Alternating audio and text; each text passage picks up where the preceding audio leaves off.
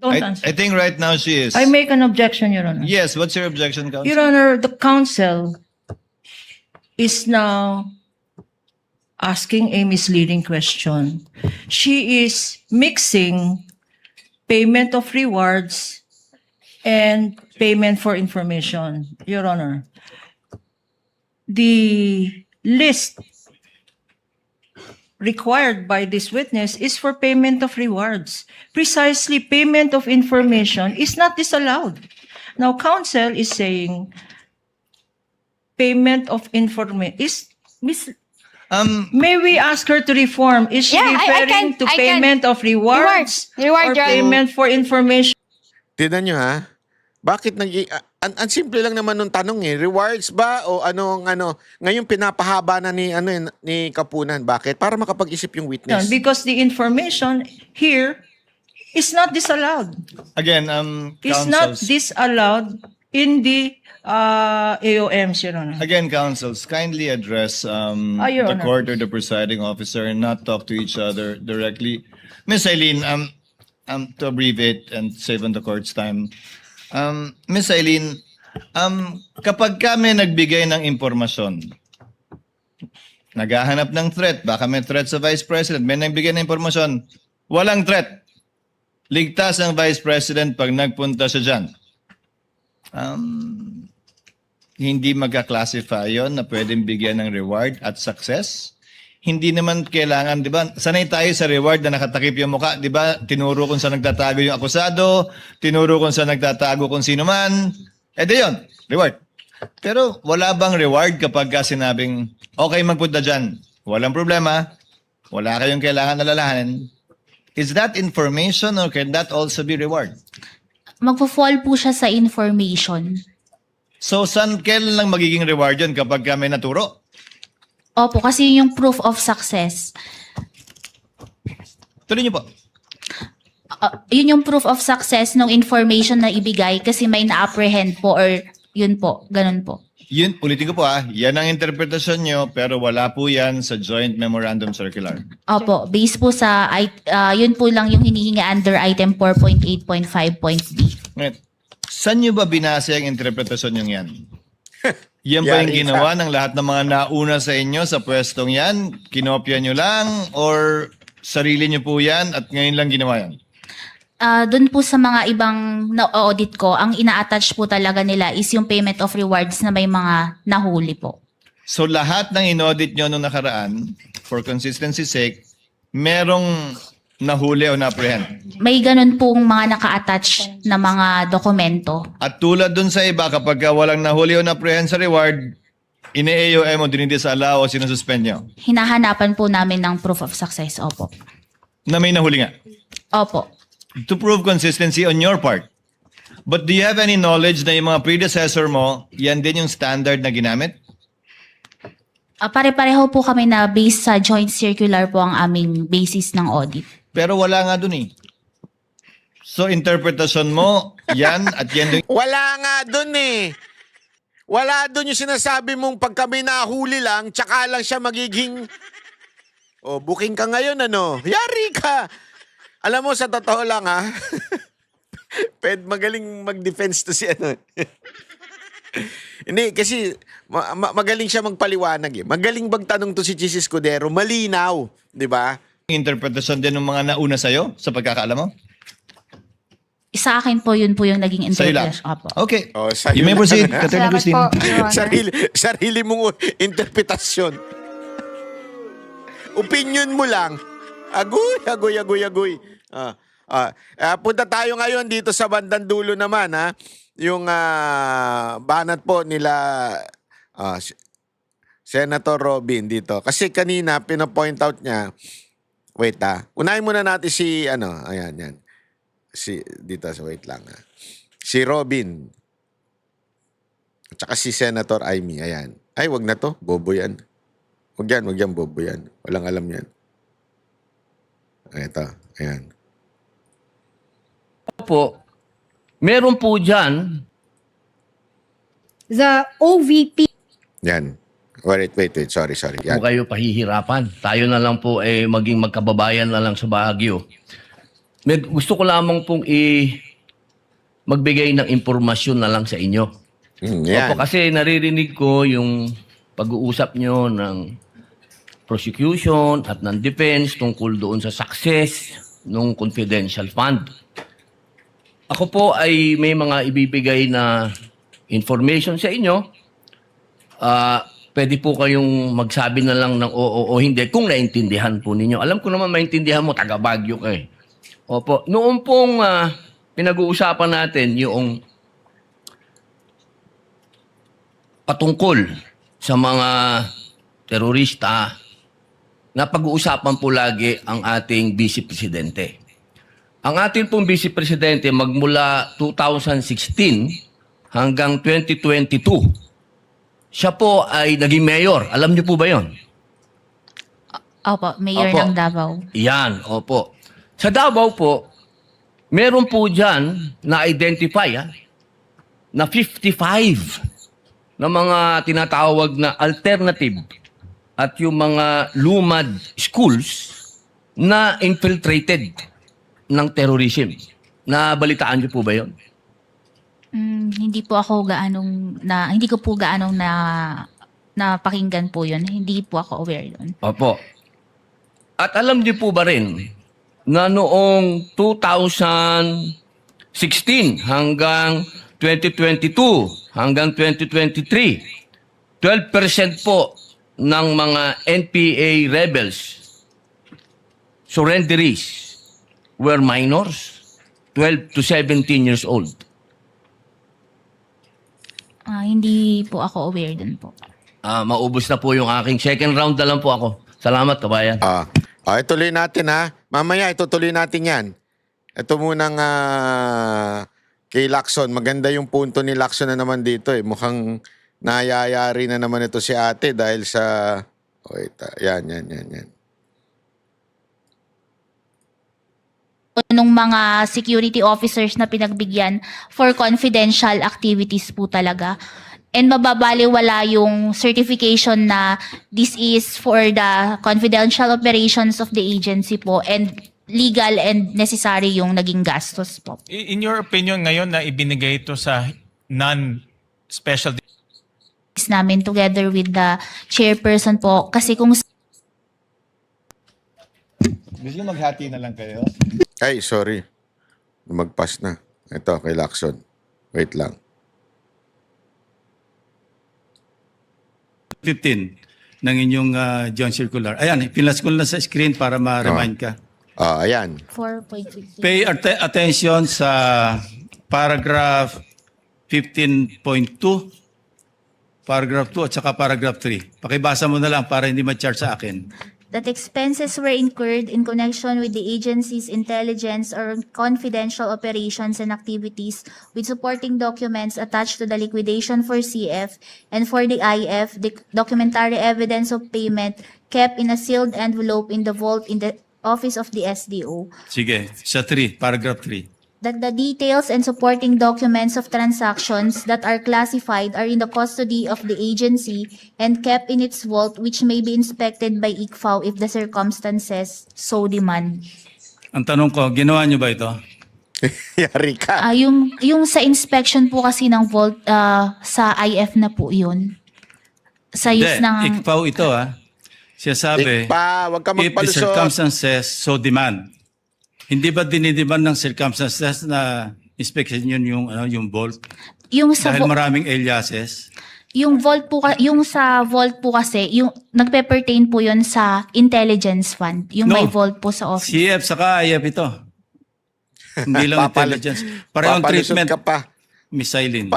Yari ka ngayon. 415. Ang tanong ko lang, hindi ba dinidemand o dinemand ng circumstances na inspeksyon ninyo yung vault? Kasi kung maraming aliases na nagdududa kayo, di ba natural lamang logically isipin nyo, ma-inspeksyon nga yung vault kung meron talagang mga totoong tao sa likod ng mga alias o aliases. Ang pag-inspect po kasi is through the authority po of the chairperson. I know, hindi kayo kumuha ng authority. Puro ka palusot, wala po. Yeah, my point is parang kulang yung ginawa niyong trabaho Yun. para hindi kompleto. Kasi po may iba po kasing office na... No, ICPAO sinasabi rito. May be Ikpa, wag ka inspected naman by palusot. ICPAO Papalusot if ka pa eh. the circumstances so demand. Opo. Anyway, let's leave it at that. Ano? Familiar ka ba doon sa 2020-005? Anong circular po yun? Yung sa fraud audit. Hindi po ako gaanong familiar doon sa joint circular. Anyway, i-familiarize kita. Meron kayong office, di ba? Yung fraud audit office. Opo, may separate office po sa COA. Okay, dito sa paragraph 3.1, yung filing, of course, ito, people's participation ito eh. Kailangan merong formal complaint, pero hindi lang complaint, information, indication, or complaint na merong fraud. Opo. So papasok yung fraud audit investigation ng inyong office. Hindi office nyo. Ibang yung fraud office. yeah. Pero nakalagay sa 3.1, any person who has knowledge that the transactions of, etc., no, pwedeng gumawa ng written information sa inyong, sa office na yon para mapunta doon sa logical conclusion, mapunta sa filing of criminal charges against whoever, not necessarily the Vice President. Yung sa pag-refer po sa Fraud Audit Office, ito po ay pinag-aaralan din po kung kinakailangan na i-refer to sa Fraud Audit Office. Ngayon po pinag-aaralan po namin ng office namin together with the chairperson po. Kasi kung sakaling ma-refer po ito po yung first time. And also po, itong transaction na ito involves voluminous documents na with classified information na baka pag ini-refer namin sa ibang office is ma-expose po ito. So pinag-aaralan po itong mabuti muna. Anyway, 12 seconds na 4.15. Hindi nyo ba naisip na man lang na kung na-inspect nyo yung vault, kumuha kayo ng mga specimen, yun yung mga question document, yung mga signatures. Ma-compare nyo sana doon sa mga ibang officials na mayroon kayong specimen signature para ma-determine nyo kung forged yung mga signatures na sinabi sa inyo. Yun lang, Mr. Presiding Officer, Mr. Chairman. Kindly answer the question, Celine. Opo, i-refer po namin sa higher authority po. Thank you po. Barado. The chair would just like to make some interjections. We will Yeah, not have maganda a round to. 2 anymore because we have to convene session at 4:15. So that we can dispense with the witness already. Just a few questions, Silene. Wala pang NFD lahat ng pondong pinag-uusapan natin. Fourth quarter of 2022, the first 3 quarters of 2023 for DepEd and OVP. Opo, wala pa pong NFD. So wala pang final decision lahat ng ito. Opo, tama Pag po. sinabi nyo nag-demand kayo ng restitution, ang ibig sabihin lang naman ito, kinarga nyo na as an unliquidated cash advance yung mga yung mga dinis-allow ninyo. Opo, tama po. Yun lang naman po ang ibig sabihin nun, di ba? Hindi naman ibig sabihin, isoli mo, bigay mo yung pera sa akin. Ibig sabihin nun, ilalagay namin yan as unliquidated cash advance during the pendency of the notice of disallowance. Yes po, kasi may mga remedies pa po sila. Kasi hindi pa nga final at wala pang NFD. Opo. Tama po? Pangalawa, ano po ba pagkakaiba ng disbursement sa transfer? Illegal mag-transfer ng pera ang SDO sa isang non-SDO, pero pwede po ba siya mag-disburse sa isang non-SDO o unbonded na tao? Hindi din po pwede, hindi rin po niyang ibigay yon sa unbonded na tao. Recipient na po yun eh. Yung sa disbursement po niya, opo, hindi banded, pero kung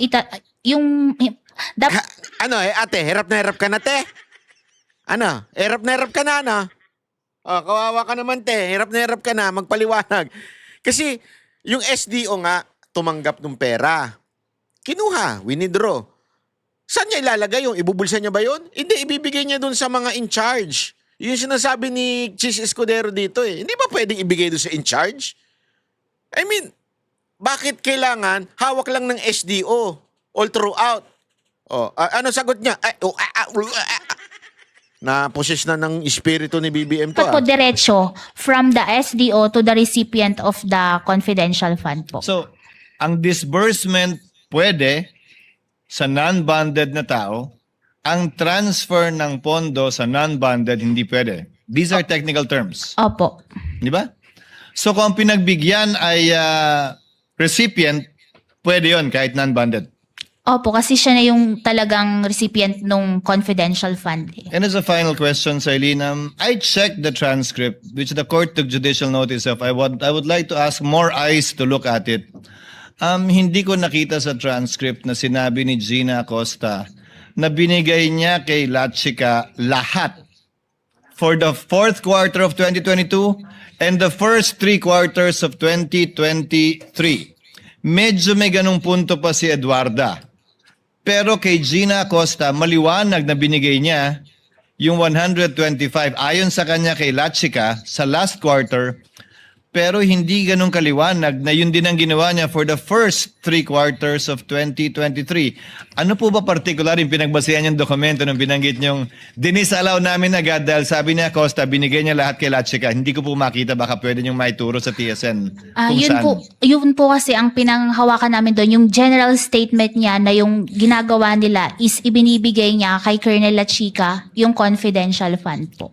Pero ang tinutukoy po niya ay yung 2025. Yung general statement po ni Eduarda, yun ang tumutukoy sa confidential fund ng DepEd para sa 3 quarters ng 2023. Pero hindi po pareho yung statement nila ni Gina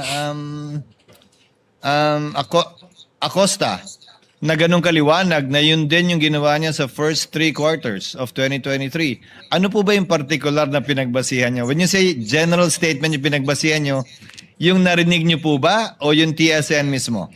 Yun nga po, yung naging admission niya na binibigay niya kay Colonel Lachica po. Kindly listen, Sailin, yung narinig mo nung nandun ka o yung TSN mismo? Not listening eh. Yung narinig ko po nung nandun po ako na sinabi niya na binibigay niya kay Hindi Colonel mo Lachica. pinagbasihan yung aktual na TSN na marahil mas maliwanag tungkol sa bagay nito.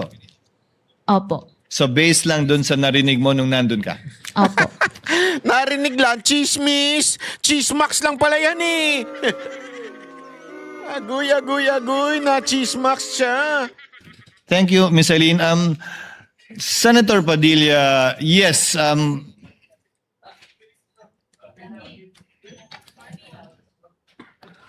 Senator Padilla, yes. Gusto nyo maghati na lang kayo? Senator Padilla for a brief interjection and Senator Marcos for a brief interjection to avail of round 1. Then we call it a day. Yan. Senator Lapid, kindly proceed, Senator Padilla, while Senator Lapid is thinking about it. No, please proceed. Kailian, tuloy ko lang. Gusto ko lang Ayan, sundan dalawa. kanina, sinabi ko merong 55 alternative na eskwelahan na nagbe-breed ng mga child warriors ang naisara sa Davao Region. Ituloy ko lang, noong August 6, 2024, nagkaroon ng committee hearing ang public order at sinasabi na 102 schools nationwide were identified as recruitment.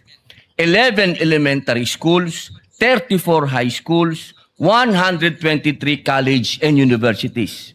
Doon din sa hearing na yon sinabi na meron 168 track student recruits remain active sa NPA. Ngayon, tanong ko Kailian, hindi ba responsibilidad din ito ng Vice President at ng DepEd Secretary ang mga estudyante? Yung sa anong tawag dito sa college po, yung DepEd po kasi is hanggang Sa high school. Opo. Opo. Opo, yung binanggit ko po kasi kanina, 55 na alternative child recruits. 11 elementary schools. 34 high schools. Ibig pong sabihin, tuloy-tuloy po yun. Magmula elementary, paakyat hanggang college. So dito, sinusubukan niyang hindi dapat 'di ba yung is yung DepEd lang ito pang elementary, high school, yung ganyan-ganyan. Pero dito pinapakita ni Padilla na yung ginawa ng DepEd kung bakit kailangan ng confidential at intelligence funds. Pinapakita niya dito na grabe ho ang recruitment na nagaganap sa mga eskwelahan. Yan po ang style ng recruitment. So sa tingin niyo po ba, sagot pa din ito ng DepEd Secretary at ng Vice President na lumaban na dito sa terorista noong mayor pa lang siya? No, may. Oo, hindi. Ma'am, bilis, 42. Kawawa Just naman. yes or no? Depende pa din po kasi yun sa mandate Huwag ng mo kasi isipin kung ano kasunod. Sumagot ka Ako lang. lang po agency. o hindi. Sa palagay niyo po ba? O sige, skip na po natin kung ayaw niyong sagutin. Alam niyo po ba na sinabi ng NICA, ng National Intelligence Coordinating Agency, na ang budget ng NPA 2016 to 2018 ay 5.8 billion? yung sa, Oo po o hindi? Ma'am, please. ano, pwede pong pakiulit? Ang budget daw po ng NPA is 5.8 billion. Alam niyo po ba yon? Sinabi po ng NICA. Hindi ko po narinig yun sa Opo. news. Sa palagay niyo po ba, sapat yung budget na magkano po ba ang sinasabi niyo? 500 million ba ang naibigay? Pero yung Kasama na po yung sa Vice President at sa DepEd. 612 Kumpara niyo po point- sa 5.8 billion. Sapat po ba yon? Pero kasi yung sa nabanggit po ng NICA is mako-cover na din po nila bilang isa sila sa mga agencies with. So alam niyo po yung sinabi ng NICA. Ayan, nagmamagaling ka. Kanina sabi mo, hindi mo alam yung sinabi ng Nika. Ngayon, sinasabi mo, yung sinabing billion na ginagamit ng NPA ay biglang sasabihin mo, hindi kasi kino-cover naman ng Nika yung lahat ng hindi lamang sa mga eskwelahan, di ba? Oh. Pero ang tanong, so alam mo na, Alam niyo po. Hindi ko po narinig Yung tungkol yun lang sa- po sa estudyante. Kasi alam sa estudyante lang yung tinutukoy na Nika dyan. niyo Eh. naman po, Nagmamagaling ka, te. Sumagot ka na lang. sa ngayon, ang nasa front na inilalagay ay mga estudyante. Nabalitaan niyo Yun. po ba yung mga namatay nung huli? Na mga estudyante? yung Tingnan mo. violence po sa school. Opo, ito na lang po. 8 seconds na lang po ako. January 1, 2024, sinabi po ng AFP na there is no more guerrilla active front. So, ibig sabihin po, successful. Based po sa AFP. Salamat po. Alam mo yan ang problema kasi. Di ba? Paulit-ulit natin sinasabi, ladies and gentlemen. Bukas tutuloy natin ito. Ito ang problema dito sa COA eh. Parang sila na yung magaling doon sa pagdating sa intelligence. Dapat talaga merong, tama, paulit-ulit yung sinasabi ni Lacson na dapat merong resource first person na magsasabing mali yung paggamit ng confidential funds kasi ako nasa intelligence community ako. Alam ko kung paano gamitin. So mali yan. Mali yung paggagamit. Dapat ganun sana yung witness. Eh hindi. Eto mga to, magaling sila sa math. Magaling sila sa pag-analyze ng mga pero hindi nila alam yung takbuhin ng intelligence. Yun ang problema.